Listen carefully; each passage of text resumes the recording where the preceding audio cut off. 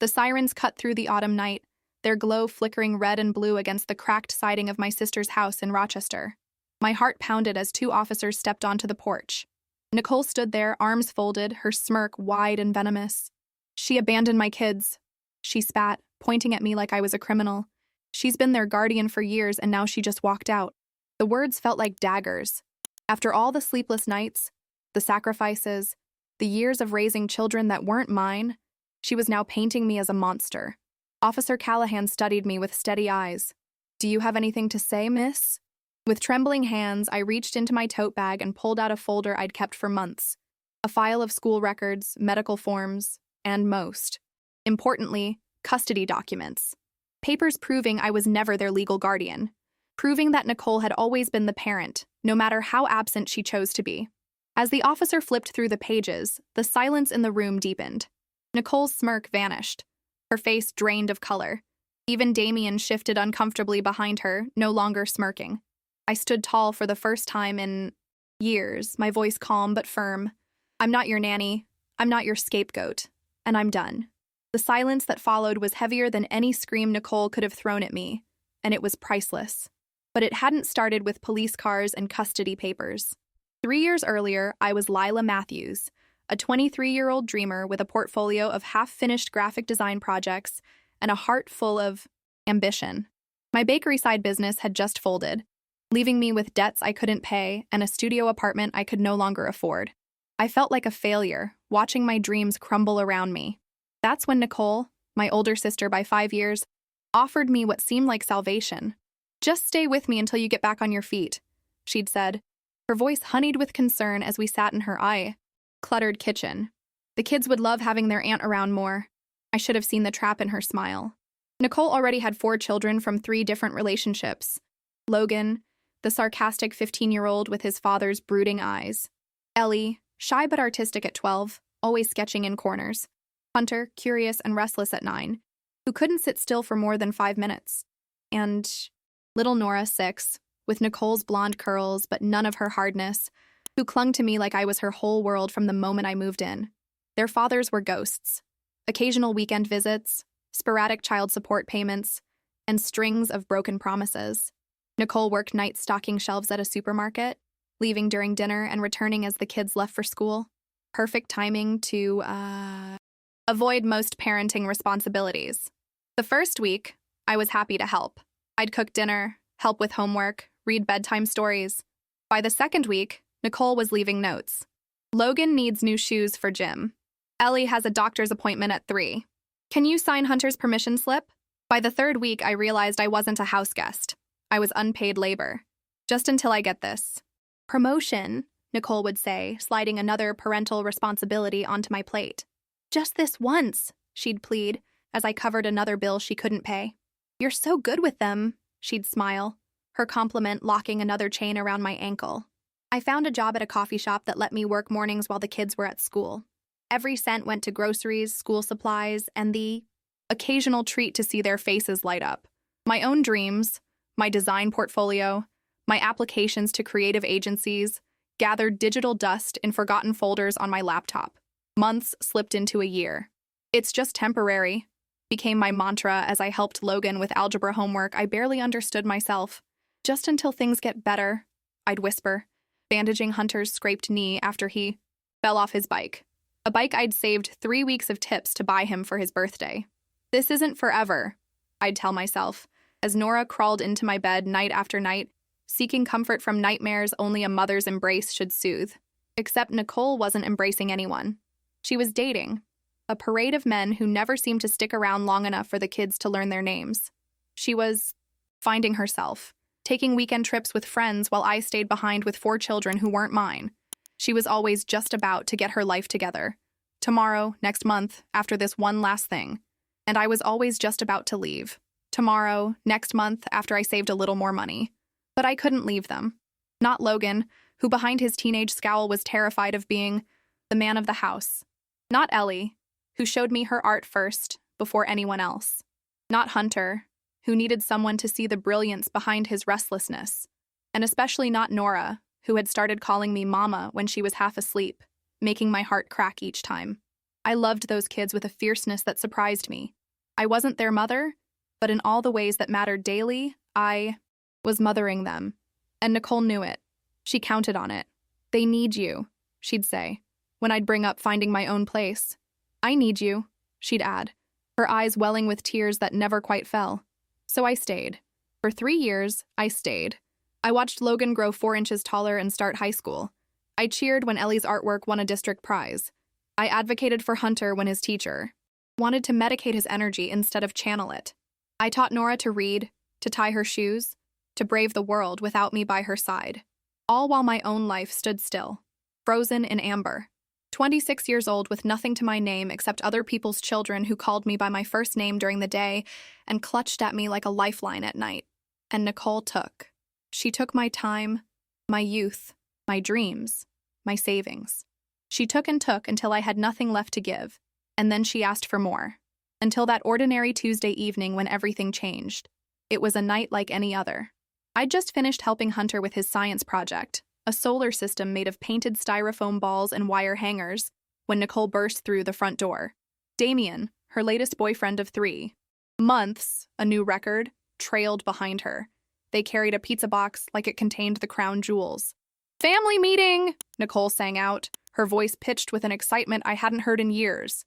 The kids gathered in the living room, drawn by the promise of pizza on a weeknight. I lingered in the doorway, dish towel still in hand, watching Nicole's performance with tired eyes. She stood, center stage in our threadbare living room, Damien's arm draped possessively around her waist. Nicole's smile was wide, her eyes sparkling with something I couldn't quite place. "We've got big news," she announced, looking at each child's face before finally landing on mine. "I'm pregnant!" The room filled with mixed reactions. Logan's eye roll, Ellie's uncertain smile, Hunter's immediate question about whether he'd have to share his room, and Nora's excited bouncing. But all I felt was a cold dread spreading through my chest. Another child, another life Nicole would create and then hand off to me to nurture. I forced my lips into what I hoped resembled a smile. "Congratulations," I managed, the word tasting like ash in my mouth. "Isn't it wonderful?" Nicole gushed, her hand resting on her still flat stomach. "Damien and I are so excited. We're thinking of moving to a bigger place once the baby comes. Maybe that house on Maple Street." My smile faltered. The house on Maple Street cost twice what this place did. Nicole could barely make rent here, even with my contributions. But before I could voice my concern, Nicole moved toward me, her eyes gleaming with that same unnerving light. She leaned in close, placing her hand on my arm, her voice dropping to a stage whisper that everyone could still hear. "You'll raise this one too," she said with a wink and a smirk. "You're so good with babies." The room tilted. Blood rushed in my ears as the last 3 years crystallized into perfect clarity. This wasn't temporary. This wasn't just until Nicole got on her feet. This was my life sentence. Raising one child after another while Nicole collected them like accessories. I looked at the children, my children in every way but blood and law, and saw my own trapped reflection in their eyes. Logan, especially, watched me with a knowing sadness that broke something loose inside me. "No," I said, the word small but solid. "I won't." Nicole's smile froze. "What?" I said, "No, Nicole. I won't raise another one of your children." My voice grew stronger with each word. "I've put my life on hold for 3 years. I've been mother to your kids while you've been, what? Finding yourself? Dating? Working just enough to say you have a job but not enough to actually support your family." The pizza sat forgotten on the coffee table. Damien shifted uncomfortably, suddenly fascinated by his phone. The children watched in stunned silence, this unfamiliar version of their aunt unfolding before them. "You're being ridiculous," Nicole said, her voice hardening. "This is your family too. You can't just what? Have my own life? Make my own choices?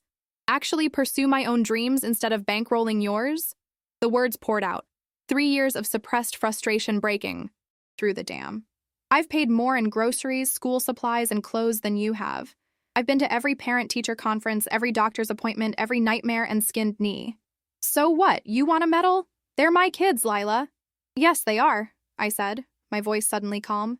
"They are your kids, Nicole, not mine." I turned and walked up the stairs to my small bedroom, pulled my suitcase from under the bed, and began to pack. My hands shook so badly I could barely fold my clothes. Years of my life packed into one suitcase and a duffel bag. It wasn't much, but it was mine.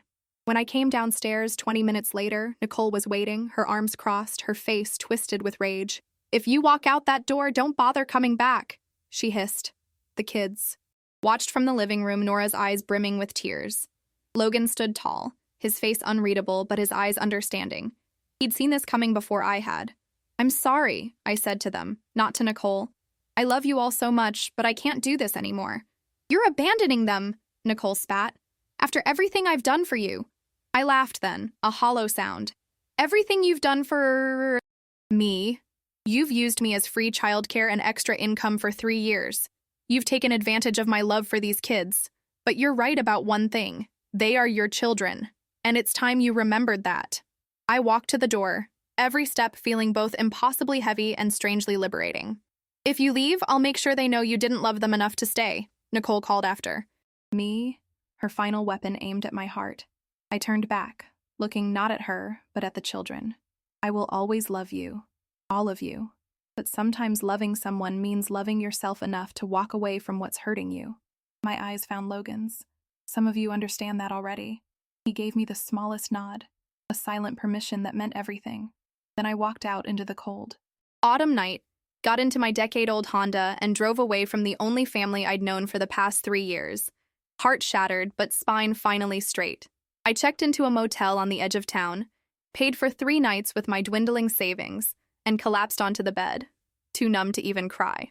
My phone rang constantly, Nicole's name flashing again and again until I finally turned it off. I didn't know then that the next time I saw my sister would be across a living room filled with police officers.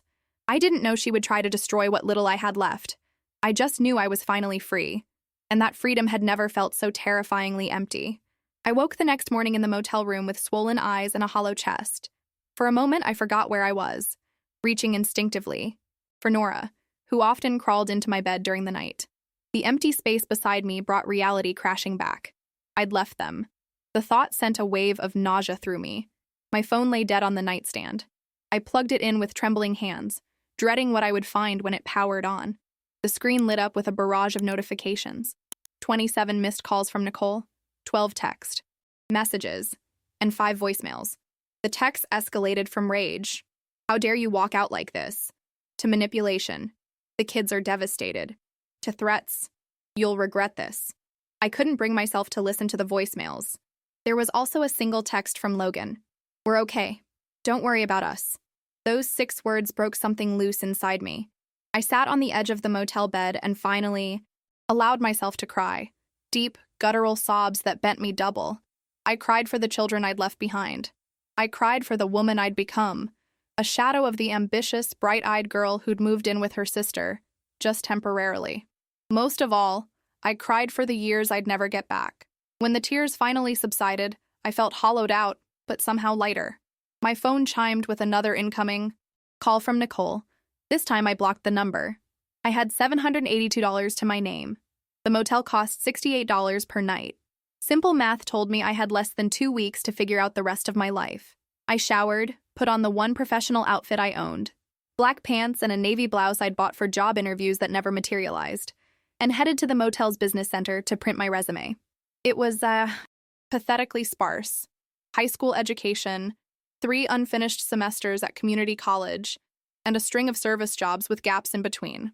My portfolio of graphic design work was outdated, full of projects I'd abandoned when diaper changes and school runs took precedence, but it was something. I spent that day dropping off applications at every business that would take one. Coffee shops, restaurants, retail stores, office buildings. I smiled and spoke confidently, hiding the fact that I was one rejection away from breaking down again. By evening, I had 2 promising leads: a local print shop needing a design assistant and a bookstore with flexible hours. Neither paid well, but together they might be enough to rent a room somewhere. I returned to the motel exhausted, but clinging to a fragile hope. That's when I saw Ellie sitting on the curb outside my room, hugging her knees to her chest, her school backpack beside her. My heart stopped. "Ellie, how did you—" "Logan," she said simply, standing up and brushing off her jeans. "He figured out where you were, said to check motels on this side of town because they're cheapest. Smart kid. Too smart. Does your mother know you're here?" Ellie's eyes hardened in a way no 12-year-olds should. She's been in her room with Damien all day. I left a note saying I was at Ashley's for a group project. I ushered her inside, glancing nervously at the parking lot. Honey, you can't be here. I could get in real trouble. Why did you leave us? The question shot straight through my heart. I sat on the bed, patting the space. Beside me, Ellie remained standing, her arms crossed, Nicole's stubborn stance on her young frame. I didn't leave you, Ellie. I left a situation that wasn't healthy for me. But we need you. Her voice cracked. Everything's falling apart already. Logan made dinner last night. Hunter got in trouble at school for fighting, and Nora won't stop crying. Guilt wrapped around my throat like hands, squeezing until I could barely breathe. But beneath the guilt was something else. Anger at Nicole for putting her children in this position, for making me the emotional anchor they never should have needed. I love you all so much, I said softly. But I can't be your mother, Ellie. I've tried for 3 years, and it's destroying me. So you just gave up on us? No, I shook my head firmly. I didn't give up on you. I just realized I was giving up on myself. Your mom is your parent. She needs to step up. Ellie's face crumpled. But she won't. She has to now, I said, more confidently than I felt. There's no one else. We sat in silence for a long moment. Finally, Ellie opened her backpack and pulled out a sketchbook. I wanted to show you my new drawings. For the next hour, we flipped through pages of her art. Landscapes, fantasy characters, and surprisingly good portraits of her siblings. I praised her technique, suggested small improvements, and pretended not to notice when she surreptitiously wiped away tears. When the sun began to set, I called her a rideshare, using precious dollars I couldn't afford to spare. I wrote down my new phone number on a motel notepad and, tore it off for her. This is just for emergencies, I said firmly. And don't tell your mom you have it. As she climbed into the car, she turned back. Are you ever coming home? The question gutted me. That's not my home, Ellie. It never really was. She nodded once, understanding beyond her years, and then was gone. That night, I barely slept. Every time I closed my eyes, I saw their faces. Logan's silent understanding, Hunter's confusion, Nora's tears. I'd become what I'd always resented in their fathers, another adult who'd walked away. The difference was I wasn't their parent. I never had been. Not legally, not by choice. I'd been drafted into service by Nicole's manipulation and my own inability to say no. The next morning, I received a call from the print shop offering me a part-time position. The bookstore followed an hour later. By afternoon, I'd found a room to rent in a house shared by 3 grad students who didn't care about my situation as long as I paid on time. For 5 days, I lived in a strange limbo, working double shifts, sleeping in a room barely bigger than a closet, and jumping every time my phone chimed, expecting another visit from one of the kids, or a tirade from Nicole. Instead, there was silence. Until the 6th day. I was shelving books at the store when my phone rang. An unknown number. I almost ignored it, but something made me answer. Is this Lila Matthews? A formal male voice. Yes, this is she. This is Officer Callahan with the Rochester Police Department. I'm calling about a situation involving your sister, Nicole Matthews. She's filed a report claiming you've abandoned children in your care. The blood drained from my face. I stepped into the break room, away from curious ears. That's not true, I said, my voice surprisingly steady. I'm not the legal guardian of any children. She's claiming you've been their caretaker for years and suddenly walked out, leaving minors without proper supervision. She's pushing for charges of child endangerment. My legs gave out and I sank onto a folding chair. That's absurd. I'd like you to come down to the station to give your statement, today if possible. This wasn't just Nicole lashing out. This was calculated destruction. If charges were filed, even if they were eventually dropped, I could lose my new jobs. My fragile restart would be over before it began. I'll be there in an hour, I said, already reaching for my coat. My manager was understanding, if confused, when I explained I had a family emergency. I took a bus to the police station, rehearsing what to say, how to defend myself against Nicole's lies without sounding defensive. The station was busy, full of the steady hum of phones ringing and keyboards clicking. Officer Callahan was a middle-aged man with kind eyes and a no-nonsense demeanor. He led me to a small room with a table and 2 chairs. Ms. Matthews is waiting with another officer. We thought it best to speak with you separately first. My heart hammered against my ribs. She's here? With her boyfriend and the children? She's quite determined. Of course she was. Nicole never did anything halfway when she was, angry. Officer Callahan, I said, pulling my tote bag onto my lap. Before we begin, I have something you should see. I'd prepared for this day without knowing it. For months, a voice in the back of my mind had warned me that someday I would need proof. Proof that I was never legally responsible for Nicole's children. Proof that she had been neglecting her duties all along. So I'd kept things. School forms where teachers had to call me repeatedly because Nicole never answered her phone. Medical records showing I wasn't authorized to make decisions but did anyway because Nicole was unreachable. Notes from Nicole asking me to handle parental responsibilities. And most importantly, the legal documents showing she had sole custody of all 4 children with no guardianship ever transferred. To me. I laid them on the table one by one, my hands steadier than I expected.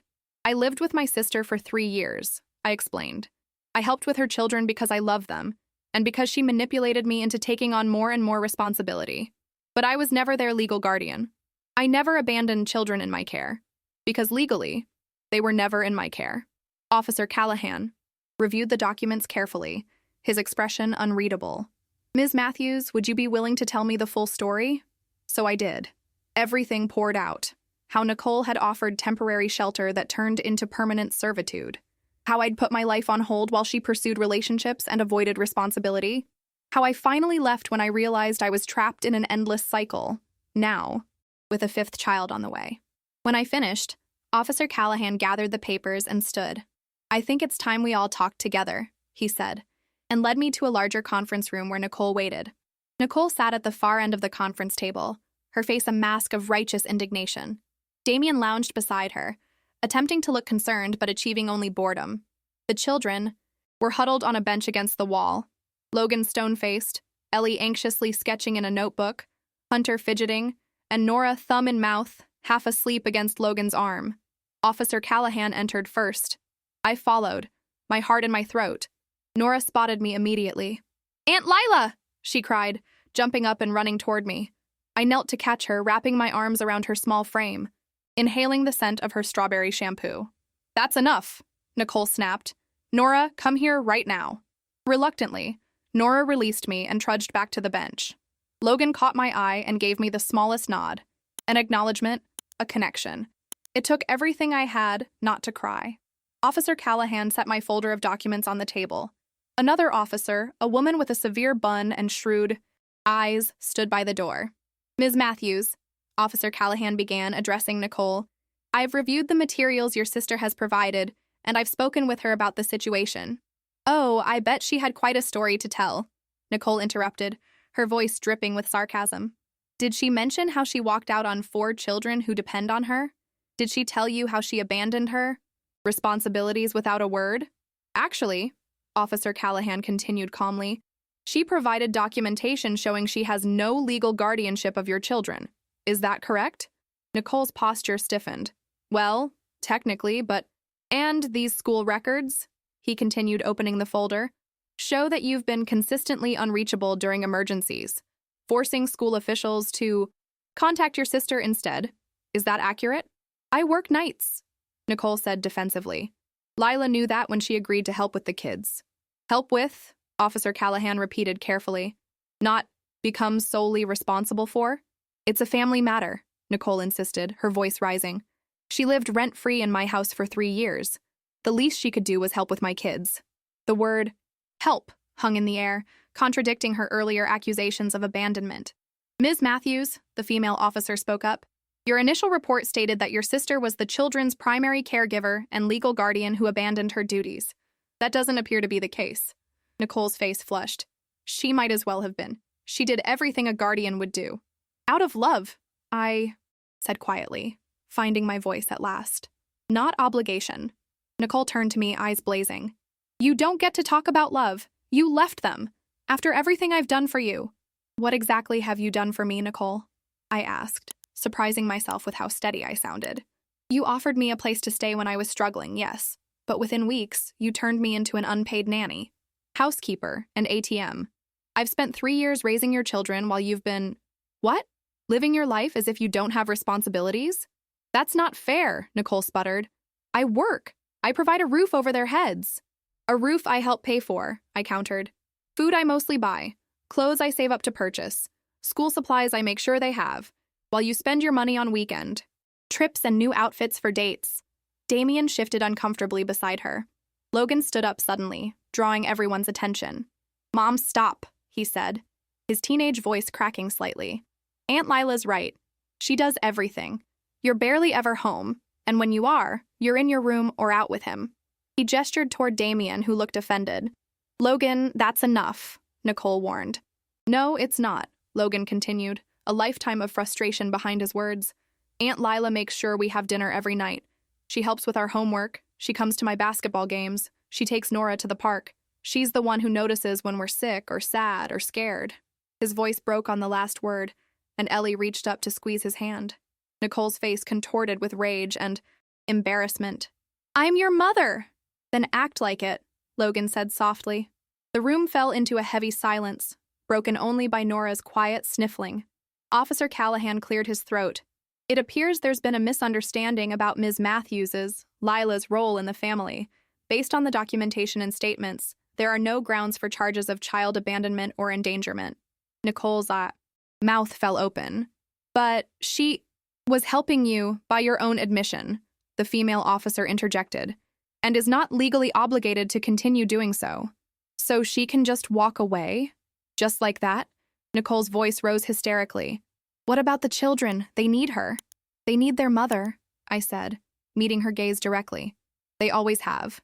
Nicole stood abruptly, chair scraping against the floor. "This is ridiculous. Come on, kids, we're leaving." No one moved from the bench. "Now," Nicole demanded, her voice shrill. Slowly, reluctantly, the children gathered their things. As they filed past me, each one paused.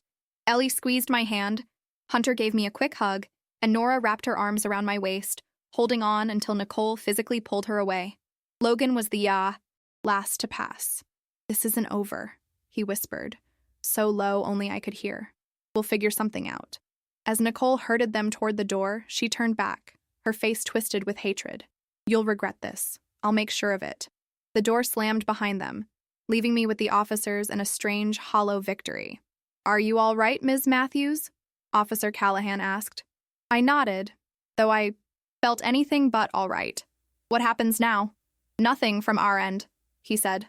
"There's no case here, but—" He hesitated, choosing his words carefully. "Based on what we've heard today, there may be some concerns about the children's home situation. That's not a police matter, but if you wanted to file a report with Family Services—" "No," I said quickly. "No, I don't want them taken away from her. They love their mother despite everything. She just needs to step up. And you think she will after this?" I thought of Nicole's parting threat, of the rage in her eyes. I don't know, but I hope so, for their sake. As I gathered my documents, the female officer touched my arm lightly. "Take care of yourself, Ms. Matthews. Family situations like this, they rarely resolve cleanly." I nodded, tucking the folder back into my tote bag. "I know, but at least I can breathe now." Walking out of the police station, I felt both lighter and heavier, free from Nicole's manipulation, but weighed down by worry for the kids. I had stood my ground, reclaimed my agency, but at what cost to them? I checked my phone as I waited for the bus. A text from Logan had arrived during our meeting. "Whatever happens, we know the truth." It wasn't much, but it was something to hold on to as I headed back to my tiny rented room, the first space that had been truly mine in years. I didn't know what Nicole would do next. I didn't know if I'd ever regain a relationship with the children I loved so dearly. But I did know one thing with absolute certainty. I would never again sacrifice my own life to enable someone else's negligence. The setting sun cast long shadows as I boarded the bus. Day was ending, but for the first time in 3 years, it felt like my life was finally beginning. 2 weeks passed in a blur of double shifts, microwave dinners, and restless nights. My new routine was simple. Mornings at the print shop, designing business cards and brochures. Afternoons at the bookstore, arranging displays and recommending novels to strangers. Evenings in my rented room, working on rebuilding my graphic design portfolio. The silence from Nicole was deafening and terrifying. My sister had never been one to accept defeat gracefully.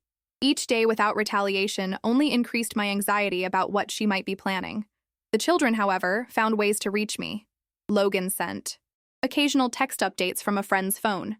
Ellie mailed me drawings, scenes from her day rendered in careful pencil strokes, slipped into envelopes with no return address. Once, the bookstore received a package containing a science fair ribbon and a note in Hunter's messy handwriting. I won second place. Wish you could have seen it. Each connection was both balm and wound. Proof they hadn't forgotten me, yet painful reminders of all I'd left behind. On a brisk Saturday morning, I was arranging a Halloween display at the bookstore when someone cleared their throat behind me. I turned to find Logan, taller than I remembered, hands shoved deep in his jacket pockets. Hey, Aunt Lila! I nearly dropped the stack of Gothic novels I was holding. Logan, what are you doing here? He glanced around nervously.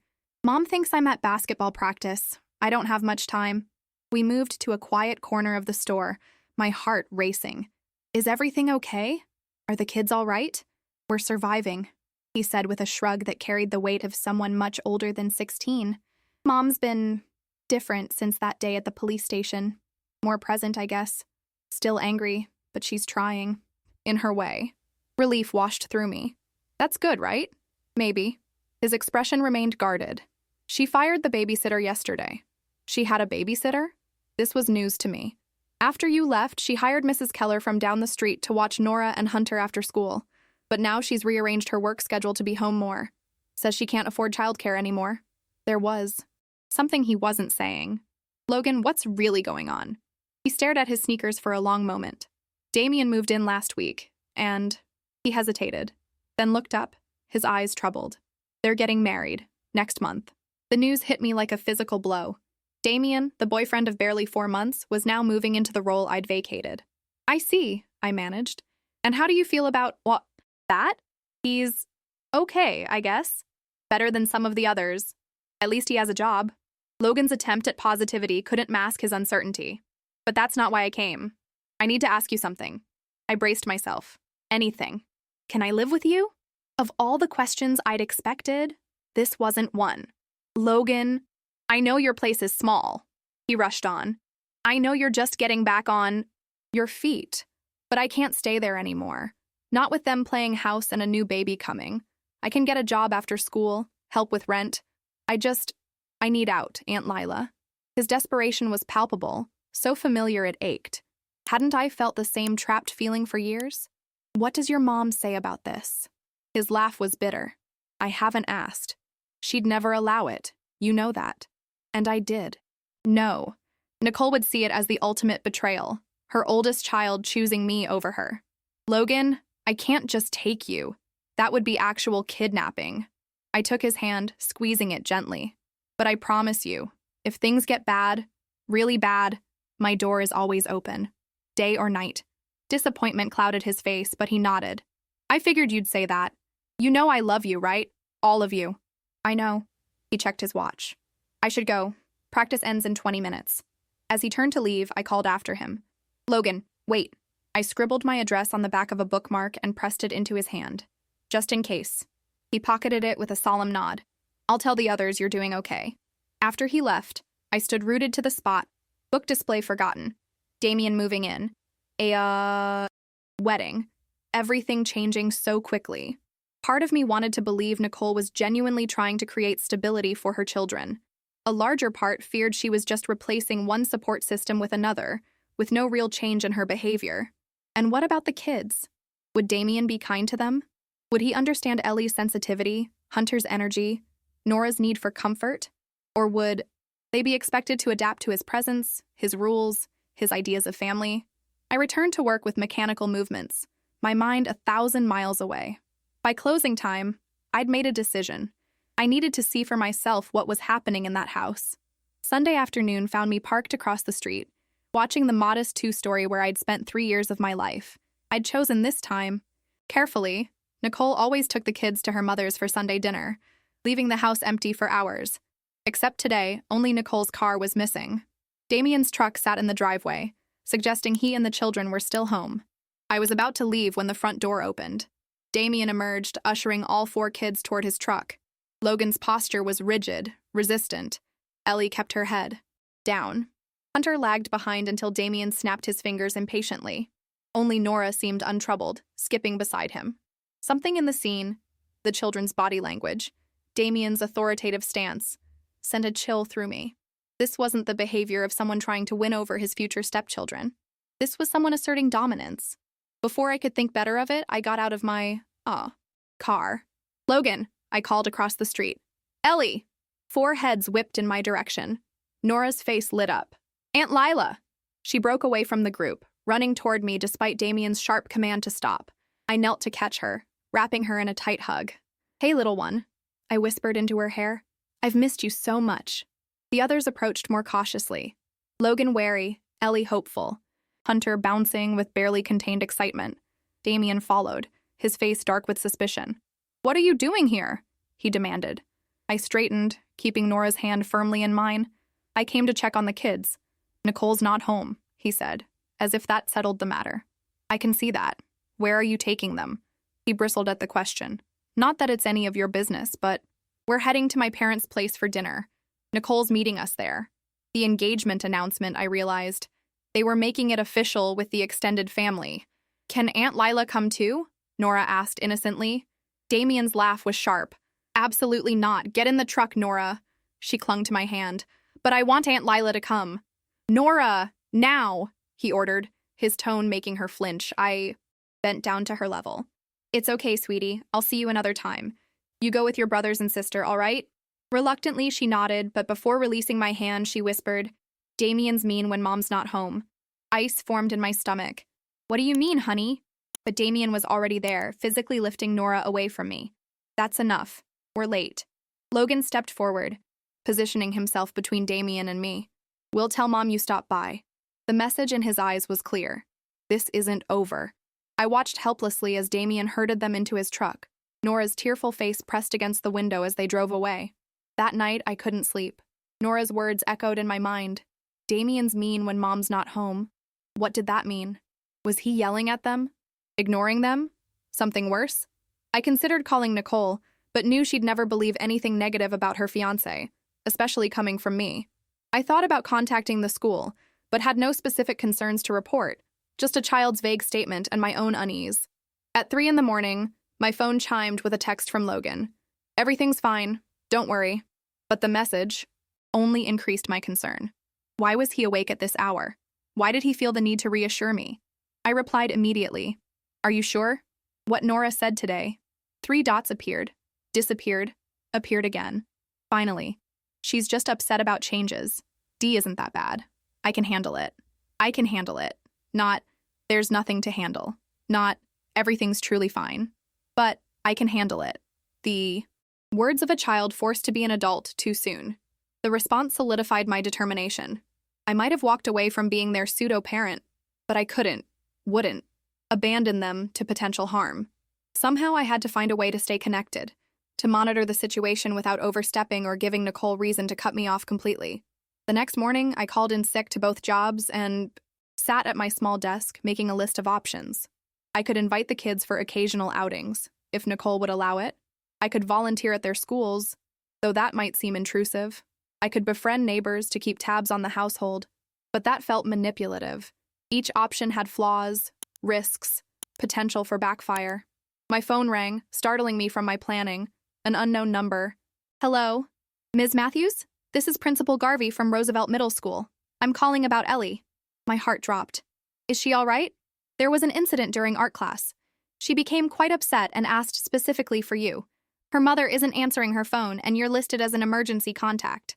Nicole hadn't removed me yet. A small blessing. "I'll be right there." I arrived. At the school 20 minutes later, heart racing as I signed in at the front office. The counselor's room was painted in soothing blues and greens, with motivational posters on every wall. Ellie sat hunched in an oversized chair, her face blotchy from crying. "Aunt Lila!" She launched herself into my arms the moment I entered. Hey, I soothed, stroking her hair. "What happened?" Between, hiccuping sobs, she explained. They'd been creating family portraits in art. The teacher had asked each student to paint the people they lived with. When Ellie didn't include me in her picture, another student had asked why. "And I said you didn't live with us anymore," she whispered. "And then Kaylee said that meant you didn't want us, just like my dad didn't want us. And I told her she was wrong, that you loved us, but Mom made you leave. And she called me a liar, and I just got so mad, Aunt Lila. I threw paint at her." My heart broke for this 12-year-old trying to defend my honor with art supplies. Oh, Ellie, I sighed, holding her close. I'm so sorry. The school counselor cleared her throat from the doorway. Ms. Matthews, could we speak privately for a moment? I disentangled myself from Ellie's grasp, promising to return quickly, and followed the counselor into the hallway. Ellie's been showing concerning behavior for several weeks, she explained in a low voice. Withdrawal from friends, declining grades, emotional outbursts. Today was just the culmination. She mentioned there have been significant changes at home. I explained as briefly as possible. My departure, Nicole's pregnancy, Damien moving in. The counselor nodded thoughtfully. And you're no longer living with the family, but you're still in emergency contact? It's complicated, I admitted. I helped raise the children for 3 years, but I'm not a legal guardian. Just their aunt. I see, she said, though her expression suggested she didn't entirely. Would you be willing to meet with me and Ellie's mother to discuss supports for Ellie during this transition? The thought of sitting across from Nicole made my stomach clench, but I nodded. Of course. Anything for Ellie. As we returned to the counselor's office, my phone buzzed with a text. Nicole finally responding to the school's calls. On my way. What are you doing there? I took a deep breath. Round 2 was about to begin. Nicole burst into the counselor's office like a hurricane, all wild energy and accusation. Her eyes narrowed when they landed on me sitting beside Ellie, who was now calmly showing me her latest sketchbook. What is she doing here? Nicole demanded of the counselor, gesturing toward me as if I were a particularly offensive piece of furniture. You were unreachable, Ms. Matthews. The counselor, Mrs. Brennan, replied calmly. The school contacted Ms. Lila as she's listed as an emergency contact for Ellie. Nicole's mouth tightened. An oversight. I'll have that changed immediately. Ellie's head snapped up, panic flashing across her face. Mom, no. Ellie, wait outside, Nicole ordered. I'd prefer if Ellie stayed, Mrs. Brennan interjected smoothly. This meeting concerns her well-being, after all. Nicole grudgingly took the remaining seat, as far from me as the small office allowed. I noticed the subtle changes in her appearance. Her clothes more polished, her makeup carefully applied, her left hand now adorned with a modest engagement ring, playing the part of the respectable mother and soon-to-be wife. So, she said tersely, what happened? Mrs. Brennan explained. The incident with professional detachment, the art project, the argument, the thrown paint. As she spoke, Nicole's expression shifted from annoyance to embarrassment to a carefully crafted concern. This isn't like Ellie at all, she said, reaching for her daughter's hand. Ellie didn't pull away, but she didn't return the gesture either. She's always been so well-behaved. Children often act out when experiencing significant change, Mrs. Brennan noted. And from what I understand, there have been quite a few changes in your household recently. Nicole's eyes flicked to me accusingly. Yes, my sister decided to move out rather suddenly. It was disruptive for the children. I bit my tongue, refusing to rise to the bait. And I understand there are other changes as well, Mrs. Brennan prompted. A new addition to the family soon? Nicole's hand moved instinctively to her slightly rounded abdomen. Yes, I'm expecting. And engaged to be married. Positive changes. Positive for you, maybe, Ellie muttered. Ellie! Nicole's warning tone was sharp. It's okay to have mixed feelings about change, Mrs. Brennan assured Ellie. Even good changes can be scary or upsetting. It's not the baby I'm upset about, Ellie said, her voice small but determined. It's Damien. He's not like Aunt Lila. Nicole's face flushed. Damien is going to be your stepfather, Ellie. He deserves your respect. Respect goes both ways, Mom. The maturity in Ellie's voice startled all of us. For a moment, Nicole seemed at a loss for words. Mrs. Brennan seized the opening. Perhaps it would help if Ellie had some stability during this transition. A connection to something, or someone, familiar. She glanced meaningfully between Ellie and me. What exactly are you suggesting? Nicole asked, wariness creeping into her tone. Maybe regular visits with her aunt? A standing appointment, so to speak, where Ellie can maintain that important relationship while adjusting to the new dynamics at home. Hope bloomed in Ellie's eyes. Mine too, I suspected. Nicole's jaw worked as she considered the proposal. I could see the calculations happening behind her eyes, weighing her pride against her daughter's needs, her anger toward me against the practical benefits of having one less child to worry about occasionally. I don't know, she hedged. Lila's quite busy with her new life. Actually, I spoke, up for the first time, keeping my voice neutral. I'd be happy to spend time with Ellie. With any of the kids, really. Nicole's eyes narrowed, searching for the trap. Why? So you can turn them against me? Nicole, I sighed. I've never tried to turn the kids against you. I love them. That hasn't changed just because I moved out. You abandoned them, she hissed. No. I stepped back from a role that was destroying me, I corrected gently. But that doesn't mean I stopped caring. Mrs. Brennan cleared her throat. Perhaps we could start small? Maybe Ellie could spend Saturday afternoons with her aunt? Just for a few hours? Ellie leaned forward eagerly. Please, Mom. I could show Aunt Lila my art projects, and maybe we could go to that new exhibit at the gallery downtown. Something? And Nicole seemed to deflate slightly. Whether from resignation or genuine consideration of her daughter's happiness, I couldn't tell. Fine, she said finally. Saturdays from 1 to 5. But just Ellie. It wasn't everything, but it was a start. A foot back in the door. A way to keep watch over at least one of the children. Thank you, I said sincerely. Nicole didn't acknowledge me. Instead, she stood abruptly. If we're done here, I need to get back to work. Ellie, go to class. Ellie hugged me tightly before leaving, whispering a quick thank you in my ear. As Nicole turned to follow her daughter, Mrs. Brennan called after her. Oh, Ms. Matthews, I'd like to schedule similar meetings regarding Logan and Hunter in the coming weeks. They've also been showing signs of stress. Nicole paused in the doorway, her back rigid. I'll check my schedule, she said tightly, and left without another word. Mrs. Brennan turned to me with a knowing smile. Well, that was a start. Thank you, I said fervently, for suggesting the visits, for understanding the situation. I've been a school counselor for 20 years, Ms. Matthews. I recognize a child caught between warring adults, but I also recognize when one adult truly has the child's best interests at heart. She handed me her card. Call me if you notice anything concerning during your visits with Ellie. And perhaps we can work on including the other children as well, in time. I left the school feeling lighter than I had in weeks. One afternoon a week with Ellie wasn't much, but it was something. A window into the children's lives. A chance to ensure they were truly okay. The feeling lasted until I reached my car and found Nicole waiting, arms crossed, expression thunderous. Let's get one thing straight, she said without preamble.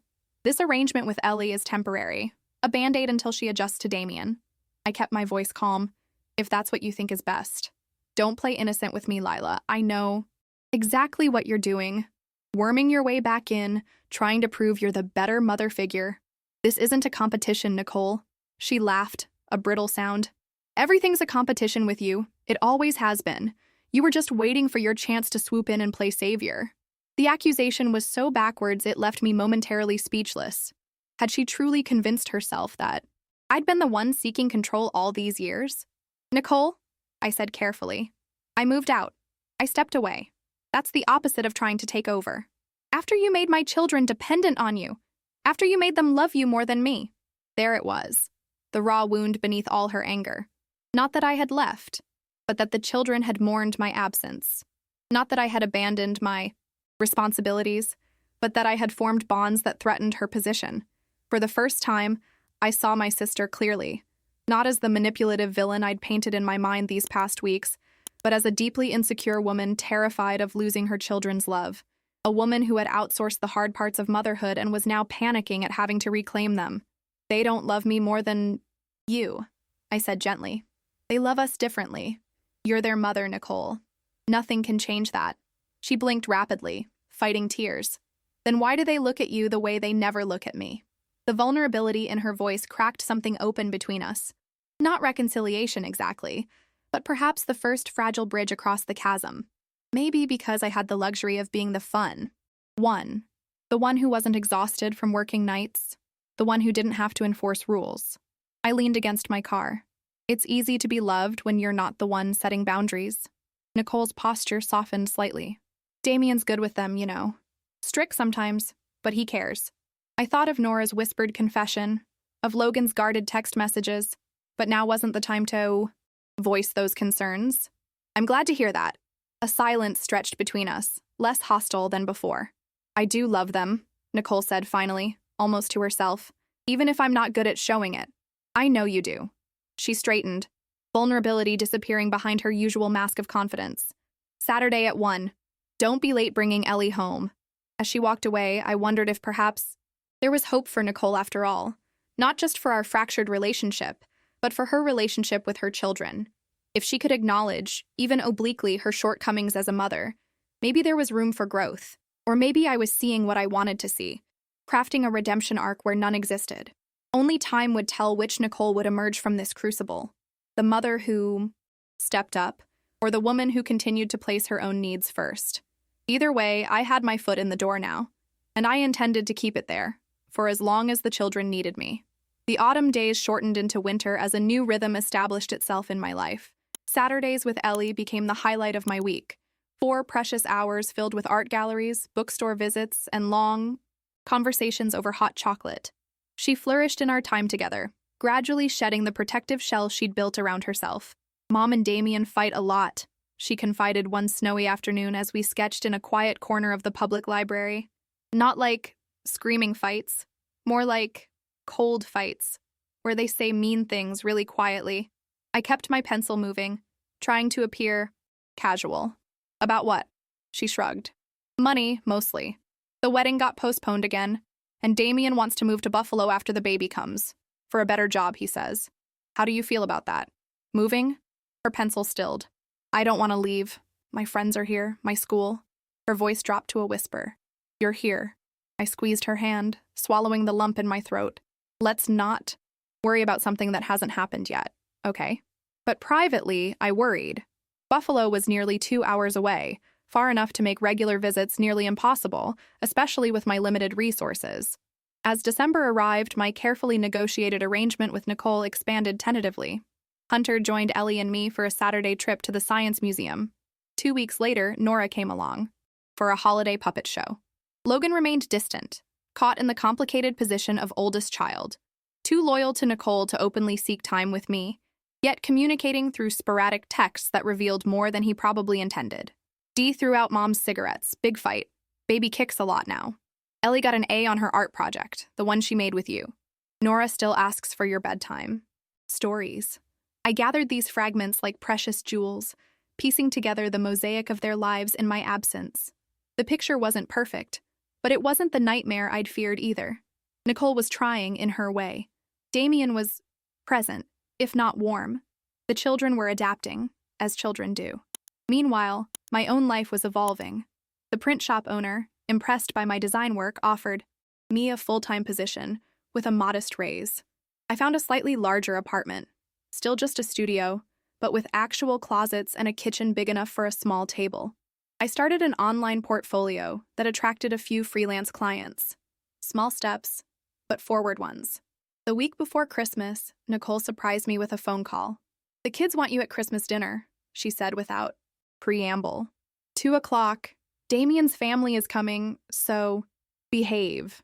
It wasn't an olive branch so much as a concession to her children's wishes, but I accepted gratefully. The house looked different when I arrived on Christmas Day, laden with carefully wrapped gifts I'd spent weeks saving for. Holiday decorations covered the familiar scuffs and stains. New furniture, Damien's contribution, I assumed, gave the living room a more adult appearance. Even Nicole looked different.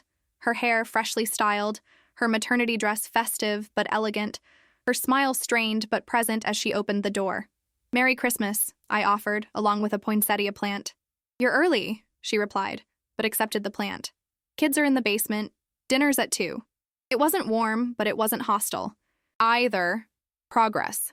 The children's reaction to my arrival made up for Nicole's coolness. Nora tackled my legs with a squeal. Hunter showed off his new gaming system with breathless excitement. Even Logan cracked a genuine smile.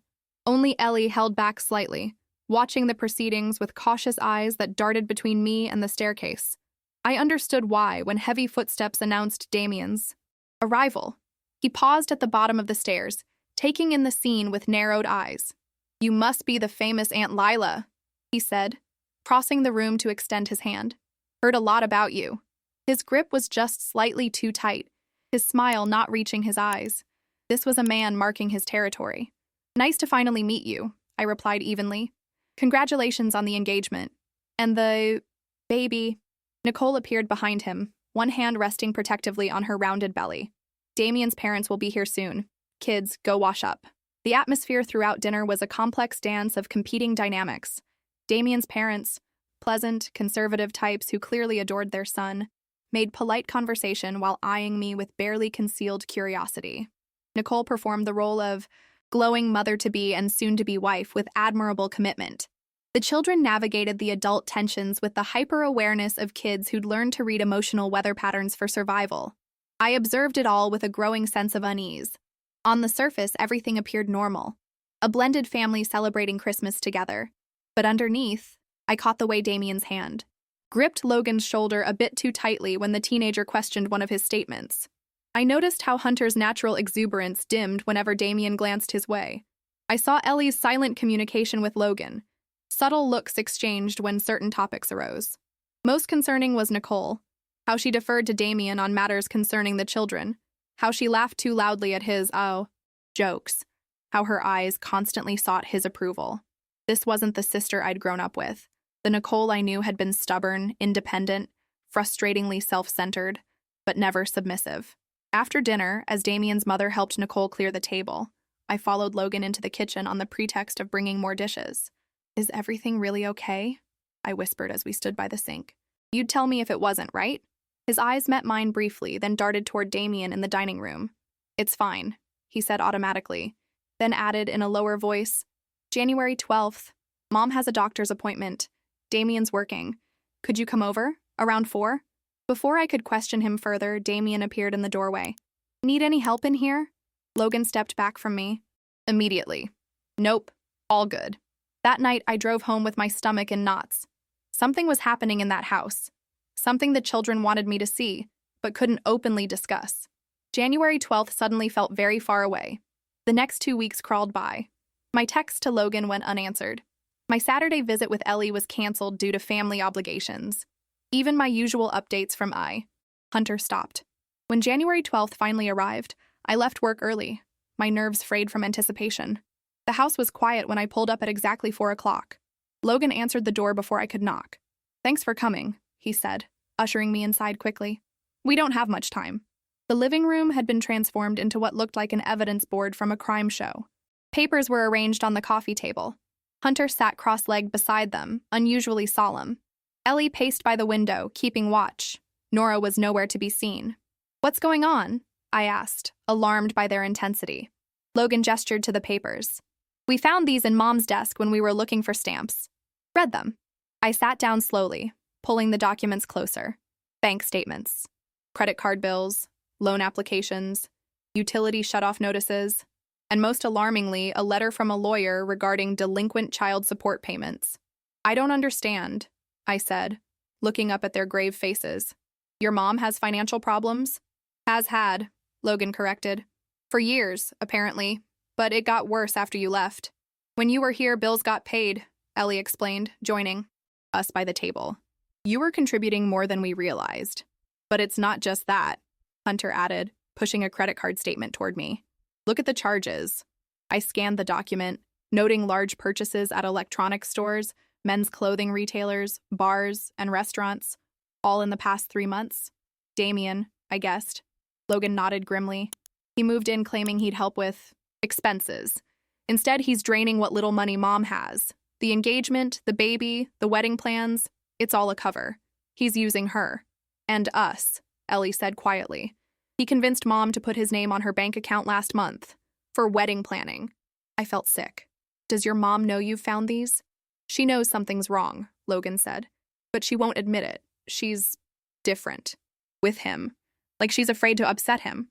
"Has he hurt any of you?" I asked sharply, my protective instincts flaring. "Not physically," Logan assured me. "But he threatens to leave when she questions him about money. Says she's just like her sister. Suspicious and controlling. The manipulation was textbook.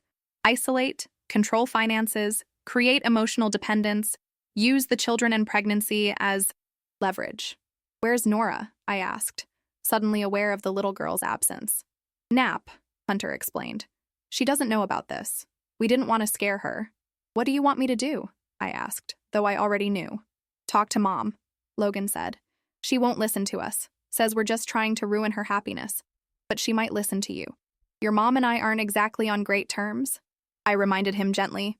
You're still her sister, Ellie insisted, and you've always been honest with her, even when it made her mad. I looked at their hopeful faces. These children who'd been forced to grow up too fast, who'd discovered their mother's financial ruin and potential exploitation, who were now turning to me as their last resort. How could I refuse? When will she be home? I asked. Any minute, Logan said, glancing anxiously at his phone. We should put these back. As they hurriedly gathered the documents, I crafted and discarded a dozen approaches in my mind. Nicole would be defensive, especially coming from me. She'd see it as an attack, as me trying to prove I was right all along. The front door opened. We froze. Nicole's voice drifted from the entryway. Logan? Can you help me with these bags? But it wasn't Nicole who appeared in the living room doorway first. It was Damien, his expression darkening at the sight of me. What is she doing here? He demanded, looking at the kids. Before any of them could answer, Nicole appeared behind him, grocery bags in hand. Her eyes widened. Lila, what's going on? I stood, heart pounding but resolve firm. We need to talk. Nicole, about Damien, about your finances. Damien's face flushed with anger. This is none of her business, he told Nicole. Tell her to leave. Nicole looked between us, confusion evident. What about our finances? Logan stepped forward, the last papers clutched in his hand. We know, Mom. We found the bills, the notices, everything. You went through my desk? Nicole's voice rose with indignation, but I could see the fear beneath it. Only because we were worried, Ellie said. You've been so stressed, and Damien keeps buying things we can't afford, and… Enough! Damien's shout made everyone flinch. This is ridiculous. You spoiled brats have no idea about adult responsibilities.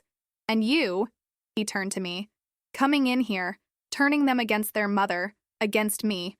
Nobody turned us against anyone, Logan interrupted, standing taller than I'd ever seen him.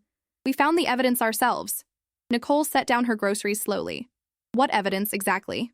For the next 10 minutes, the children laid out what they'd discovered. The mounting debts, the luxury purchases on Nicole's credit cards, the money withdrawn from accounts that should have covered bills. Throughout their presentation, Nicole's expression cycled through disbelief, anger, embarrassment, and finally, a dawning horror as she looked at the man beside her. Is this true? She asked Damien, her voice small. Of course not, he scoffed. They're exaggerating.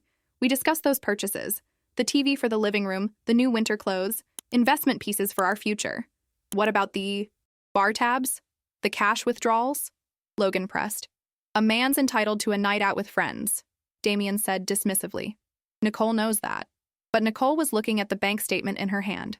Specifically, a $500 withdrawal made the day their electricity had been shut off for non-payment. The day Damien had claimed the power company made a mistake. You told me you called the utility company, she said slowly. You said they turned it back on because it was their error. I handled it, didn't I? Damien's tone turned cold. This is exactly why I didn't tell you everything. You get hysterical over little financial hiccups. Hiccups? Nicole's voice strengthened with disbelief. Damien, we're thousands of dollars in debt. The mortgage is 2 months behind. That's not a hiccup. He shrugged. It'll work out. It always does. Like it worked out with your last girlfriend? I interjected, unable to stay silent any longer. The one who had to file for bankruptcy after you left? Everyone turned to me in shock. What are you talking about? Nicole demanded. I pulled out my phone, opening the web browser. While the kids were gathering these papers, I did a quick search on Damien. Public records are fascinating. I handed her my phone, open to a bankruptcy filing from 2 years prior, with a familiar name listed as the co-debtor on multiple accounts. Amanda Phillips. Wasn't she your girlfriend before Nicole, Damien? His face contorted with rage. You don't know what you're talking about. I think I do. I think this is a pattern for you. Find a single mother. Move. Drain her resources, then disappear when there's nothing left to take. How many others were there before Amanda? Nicole stared at the phone, then at Damien, understanding dawning in her eyes. The job in Buffalo, she said quietly. There isn't one, is there? It was just an excuse to isolate me from my family, from people who might notice what was happening. Damien's demeanor changed. Suddenly, his anger replaced by wounded innocence. Baby, don't let them poison you against me. We're about to have a child together. We're a family. His hand moved toward her stomach, but Nicole stepped back, shielding her belly with her arms. Get out, she whispered. Get out of my house. Nicole, be reasonable. Get out, she screamed, all pretense of composure gone. Logan, call the police. Logan already had his phone in hand. Damien looked around the room, realizing he was outnumbered. With a final venomous glare at me, he grabbed his jacket. You'll regret this, he spat at Nicole. All of you will. The door slammed behind him, rattling the windows. The silence that followed was deafening. Nicole stood rooted to the spot, one hand protectively covering her belly, the other still clutching the damning bank statement. Then, without warning, her legs seemed to give out.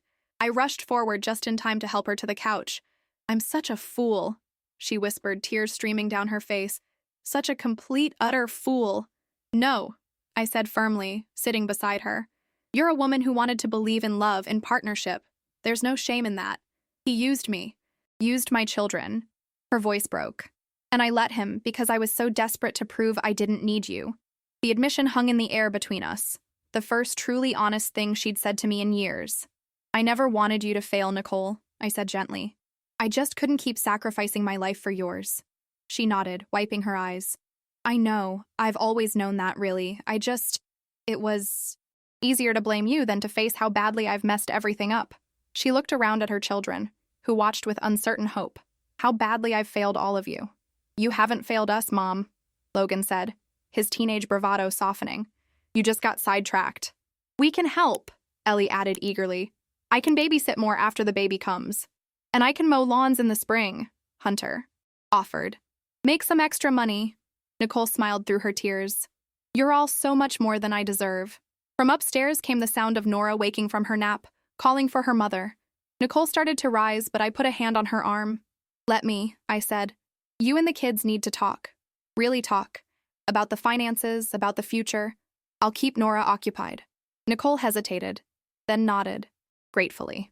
As I headed upstairs, I heard her voice, stronger now, saying words I never thought I'd hear. I need your help, all of you. We're going to fix this together. It wasn't a perfect solution. The debts wouldn't disappear overnight. The emotional wounds wouldn't heal immediately. But it was a beginning. A family finding its way back to each other, with honesty replacing pretense. And now that was enough. Spring arrived with the scent of renewal, pale green buds pushing through the last remnants of winter. The past 3 months had unfolded in ways I never could have predicted that January afternoon when Damien walked out of Nicole's life. Emma Rose Matthews arrived 2 weeks early, pink and perfect, with Nicole's stubborn chin and a temperament that defied her delicate appearance. I was there for the birth, not by Nicole's initial invitation, but because Logan called me when her water broke unexpectedly during a family dinner I was attending. She's asking for you, he'd said, a note of wonder in his voice. And so I'd held my sister's hand through 18 hours of labor, wiping her brow, enduring her curses, witnessing the raw vulnerability of a woman I'd once believed incapable of genuine change. Don't leave, she'd whispered in the quiet moment after Emma's first cry. Not again. I won't, I promised, and meant it, though not in the same way as before. The foreclosure notice had arrived a week after Damien's departure. The mortgage was too far behind to salvage, the debts too substantial to manage while supporting 4 children and a newborn on. Nicole's supermarket salary. The solution had come from an unexpected source. Our grandmother's estate. A small inheritance that had been sitting in trust for years, earmarked for education or home ownership. With some legal maneuvering, we'd accessed enough for a down payment on a modest duplex, 2 connected homes under one roof. Nicole and the children on one side, me on the other. It wasn't perfect. The neighborhood wasn't as nice as their previous one. The spaces were smaller, requiring the boys to share a room. But the mortgage payments were manageable with both our incomes, and the arrangement offered what everyone needed. Independence for me, support for Nicole, stability for the children, and a bridge between our separate lives.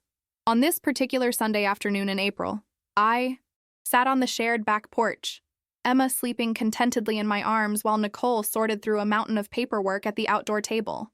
Financial recovery was a slow process, but she attacked it with a determination I'd never seen in her before. The credit counselor thinks we can settle the Capital One debt for about 60% of the balance, she said, making a note on her spreadsheet.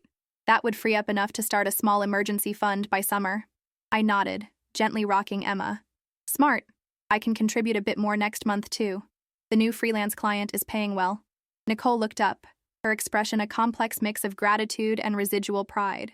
You've already done more than enough, Lila. It's not charity, I reminded her. It's family.